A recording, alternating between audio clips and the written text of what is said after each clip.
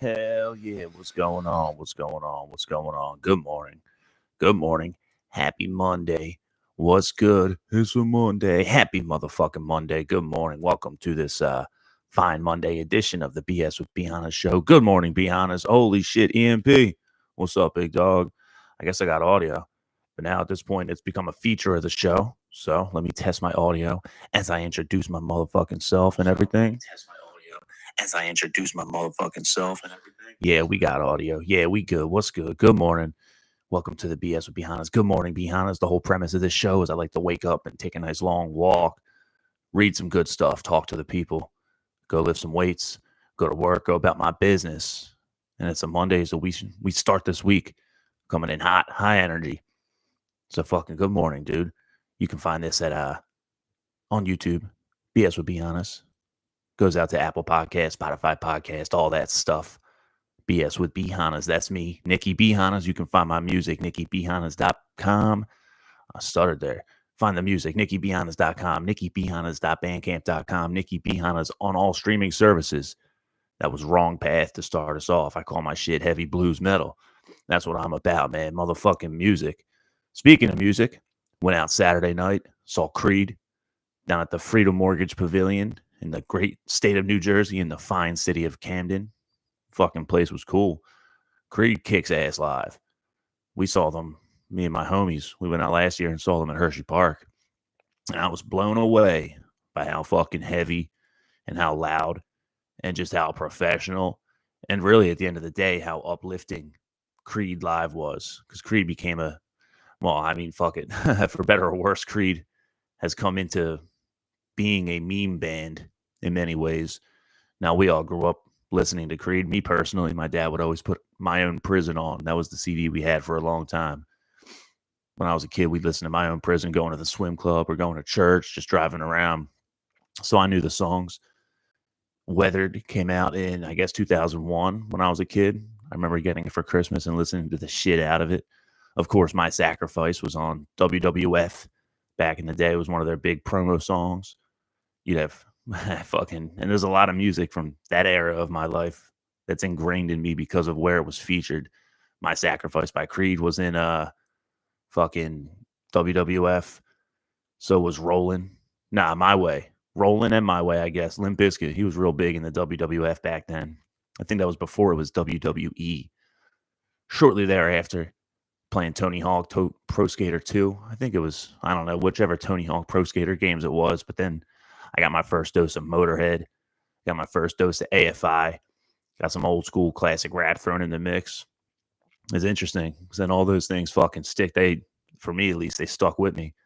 So then when I'm a teenager later on and I hear The Boy Who Destroyed the World by AFI all over again, I'm like, dude, this fucking takes me right back. Shit. CKY, 96 Quite Bitter Beings. Yeah, that's the shit. So it was really cool to go out. My man Seymour rolled with me to go see Creed.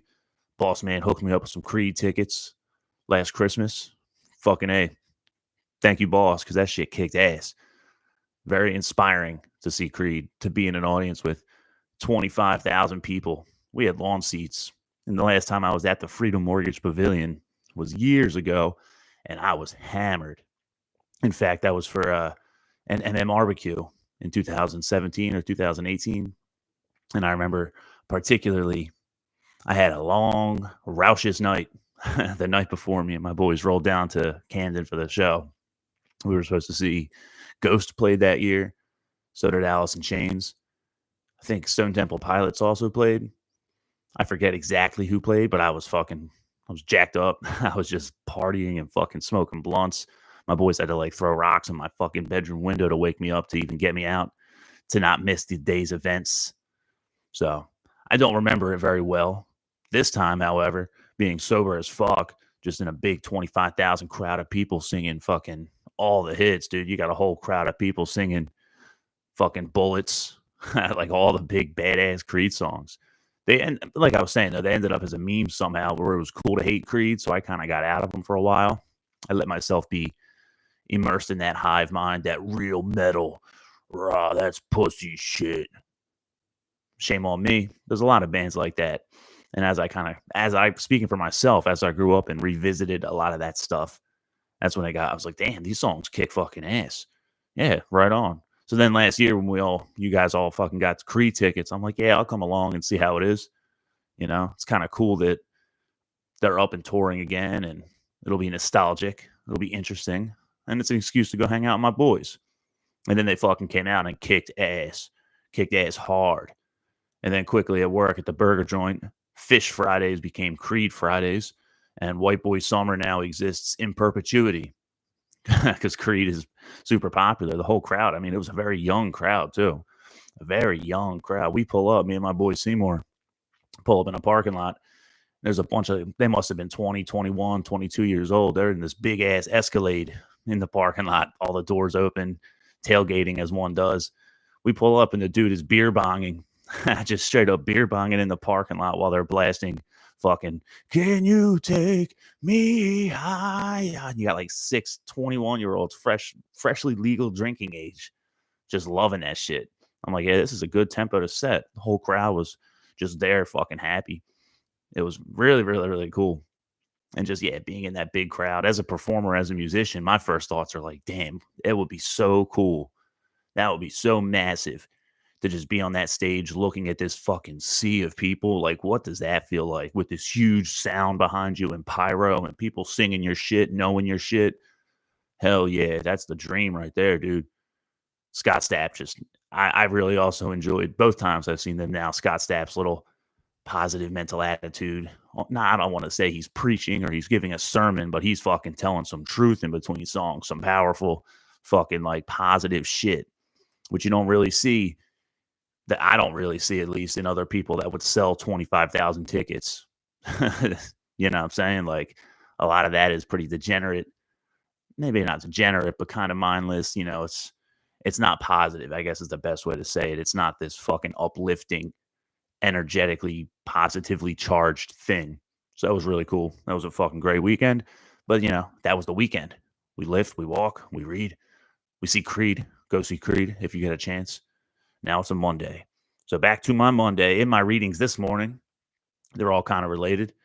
And I found myself not even find myself being a hypocrite, but thinking about my own tendencies, and I'll get into it. So from the Don't Sweat the Small Stuff book today, the idea was, this is how I'm going to set the pace right here.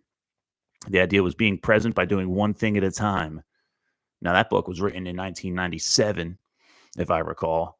And Richard Carlson, the author, he quotes begins this section, by being present. It's basically, the idea of it is to be present, do one thing at a time. AKA, I'm not multitasking while I'm out here talking to the people. I'm glancing down at my notes, which is whatever. But he starts this fucking section off saying that he saw somebody shaving while eating breakfast, while reading a newspaper, while driving their car. Now, if you're seeing that in 97, think of all the idiots, dangerous, foolish, lackadaisical motherfuckers we see out here driving, texting. I mean, I still see people eating all the time while they're driving. I also see people with their nasty bare feet riding shotgun. Bare feet on fucking dashboards triggers me. People you look like slobs if you let your passengers do that, but that's an aside. So we all know that, though, the person who's doing their makeup while on the phone, while texting, while, selfieing or fucking whatever, like, we see that shit all the time. So the author, he says, stay present, do one thing at a time. Okay, fair enough. That's a good lesson. It's pretty obvious to me. You get more into the focus, into the flow state when you're committed to one endeavor instead of multitasking. Now, multitasking is the name of the game sometimes if you're highly fucking productive. I do that all the time at work. I can take an order while being on the phone, while barking orders to my fry cook, while fucking, sending orders back to the kitchen. Is what it is. It's a good basic thing to learn. So I found that kind of interesting, which now doing one thing at a time for focus is where I'm fucked up, because now I'm realizing I'm reading like 5 different things every single day. I'm reading like 2 main books at once. Meanwhile, I'm reading like other things kind of periodically. For example, so I got my basic daily readers, right? Like I read, recently it's been Don't Sweat the Small Stuff. I'm reading a section from every day. I'm reading a section out of the Daily Stoic every day. I'm reading a section out of the John C. Maxwell Leadership Daily Reader every day. I'm reading a section out of 365 Days with Self-Discipline by Martin Meadows every day. I'm reading a page out of As Bill Sees It, the Alcoholics Anonymous, like daily reader every day. I'm reading a book from Positive Thinking every day. So I'm at like 6 or 7 motherfucking books. I'm still reading through Embrace the Suck, which is a long, it's a fucking self-help personal development book. That's like 7 books. I'm also currently reading Mere Christianity by C.S. Lewis. So I'm at 8 books. And then I'm fucking reading little sections out of Alcoholics Anonymous, big book, just here and there. 9 books. And then I fucking read I finished one of my jaunts from James Allen, from the big James Allen anthology today. So I'm reading, here I am talking about bringing this as a useful idea to the people to focus on one thing at a time. Well, my fucking reading attention is, it's fucking divided by like 10 different things. So is that hypocritical? Kind of, I guess. I don't know. I like to read. I was up at like 5 this morning, out of my house on my walk between 5 and 6, back before 6:30. I've been fucking drinking coffee and reading all day. It's a motherfucking Monday morning. Got to get after that, dude. Set the tempo. There have been plenty of days in my life when I don't even wake up till now, and it's like, oh shit, I gotta go. So if that divides my attention to a detrimental point, you guys let me know. If I sound like a scatterbrained, spiraling fool, which, I do, so I know that.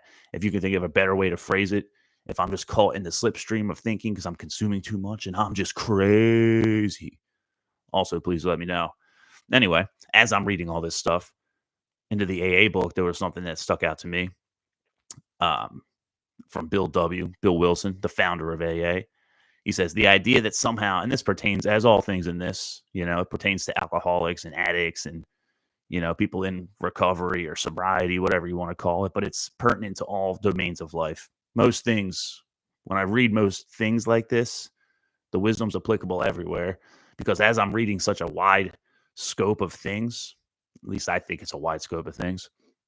If I'm reading all this and there's a continuity between literally all of these teachings through books, through words from other people, through various points in history, I like to consume it. I think that's how we get wisdom. I believe that's how we get wise. Bill Wilson, in any event, says that the idea that somehow, someday, the alcoholic will control and enjoy his drinking is the great obsession of every abnormal drinker. The persistence of this illusion is astonishing. Many pursue it into the gates of insanity or death. But what the core tenet there is, the idea that somehow, someday, he will control and enjoy his drinking. Somehow, someday, some way, by some shape, way, fashion, or form, it'll all work out. And that's a mental thing that everyone deals with, that proverbial someday, that someday that never comes, ties in with the ideas of procrastination, which tied in directly with what Martin Meadows had written about today. His section today was using procrastination as your ally, which is an interesting thought because procrastination is commonly, rightfully, oftentimes used as, stop procrastinating. Procrastination is a bad thing. We must be urgent. We must be diligent. Get to it. Why procrastinate? But, there's instances where procrastinating something can be a good thing. Even referring quickly back to the alcoholic, procrastinate grabbing that first drink. Because the big thing within AA is don't have that first drink. Once you get that first drink, you're fucked. Because now you're in that world. And that stands to reason to me. In my experience, that is the case. You can't have a second, third, fourth, fifth, or sixth if you don't have the first. Now, if you're struggling with that first one, just put it off. Put it off by if you're struggling in a fucking cold shower, if you're into that kind of thing, which I suggest also, cold showers are good. They feel good. Let me tap into some energy. But if you're fucking suffering under it, give yourself procrastinate quitting. Yeah, that was the idea that he had said today. He says the next time you catch yourself delaying action, reassess your motivators. Discover better reasons why, or give up and do something else that won't result in constant procrastination. If you need to do something worth doing and you're in that quitting mode, just put it off. Put off quitting for 3, 4, 5 seconds and then go from there. That's the same exact fucking principle as, again, referring back to AA, the one day at a time principle. Maybe tomorrow can be the day that you drink again, but don't do it today. Procrastinate it today. and then deal with it again later. If you're under a fucking miserable cold shower or cold plunge, or I don't run, but I assume if you run, like I assume if you're a runner and you're in that right before you kind of break through and get into flow, and it's like, fuck, this is miserable. This sucks. God damn it, I'm going to quit. Give yourself another 3 or 4 minutes before you quit, and I bet you won't feel like fucking quitting. There's some wisdom in that. And then as I move to Embrace the Suck by Brent Gleason, a Navy SEAL. I like reading the military guys because, you want to talk about suffering. You want to talk about suffering and wanting to quit. Go read from these guys. Go read about Navy SEALs and butt-ass training and Hell Week and fucking all that. That's some high-stakes, high-intensity shit that most of us ain't got no motherfucking clue about. If I'm fucking working a busy dinner rush in a restaurant, yeah, there's misery to be had. There's a level of suffering to be had, but fucking A, relative to being lined up in the cold California surf at night all night long with hard-ass drill instructors, motherfuckers at a Full Metal Jacket yelling at you, taunting you. You're sitting in a line in the cold surf just suffering. Yeah, this being busy in the kitchen ain't shit. So it's good for me to have that kind of perspective relative to my endeavors. Brent Gleason says this chapter was called Win More Through Discipline and Accountability. Not even big principles, basic maxims and basic ideas if you're into this world. This world, in my view, referring more to, personal development and self-growth, self-development. There's one quote from that chapter that stuck out to me particularly, which says, interestingly, research supports the fact that when our passions can lead us to giving to greater causes than ourselves, we are more successful and dramatically more fulfilled. Through discipline and accountability, pursue your passions. Hold yourself accountable to things that you need to do. Be disciplined in doing them. And then, going from that, it's make it about not you. Again, the idea of mental framing, super important. It's been a lesson I've been learning within the past couple of years for sure, in terms of like getting sober, especially the idea of setting an example, realizing people are looking at you and what you're doing, whether you want them to or think they are or not, they are. So things that we do aren't even really about us at a certain point. And that's a fine line to walk. Like, you still got to serve yourself. You still got to show up correctly for yourself. And I'm not even saying don't love yourself, but there's a lot to be said for saying, fuck myself, fuck what I think. It ain't about me. Do the right fucking thing, because that reverberates out rather. Yeah. So when the alleged research says, so saith Brent Gleason, who I'm trusting by virtue of his authority as a SEAL, for better or worse, research supports the fact that when our passions can lead us to giving to causes greater than ourselves, whatever causes they may be, we in turn are more successful and dramatically more fulfilled. I like that.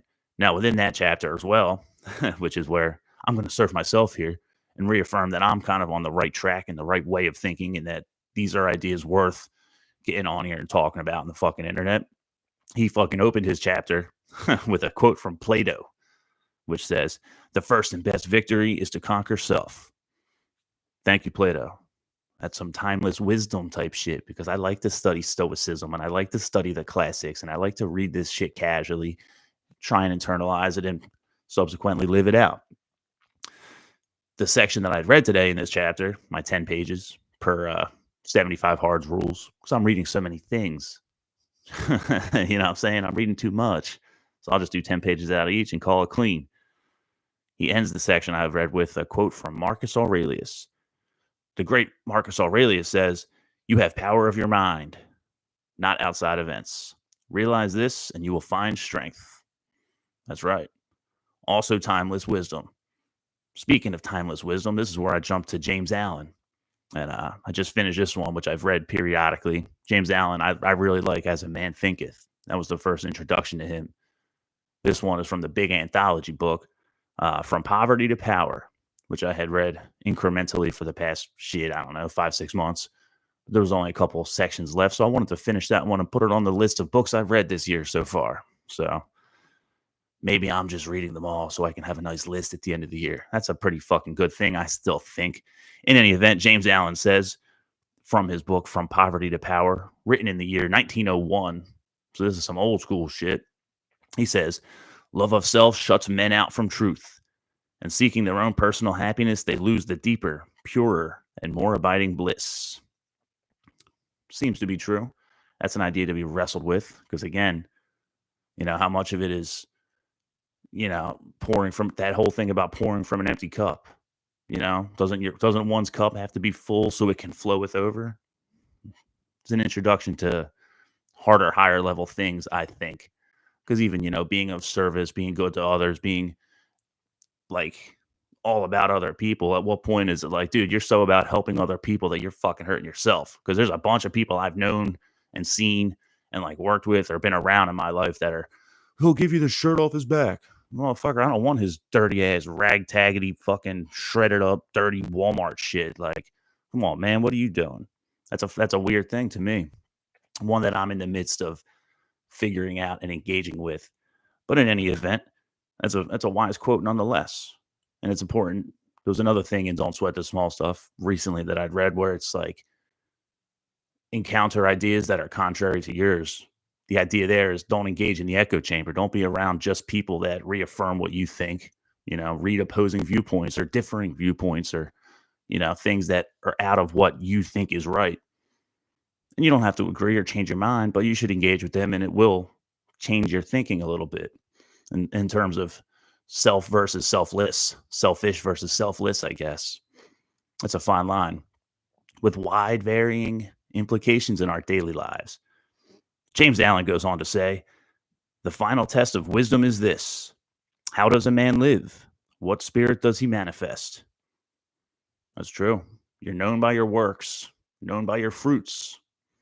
Reputation is more than a dumb thing that people concern themselves with. What is a man of ill repute?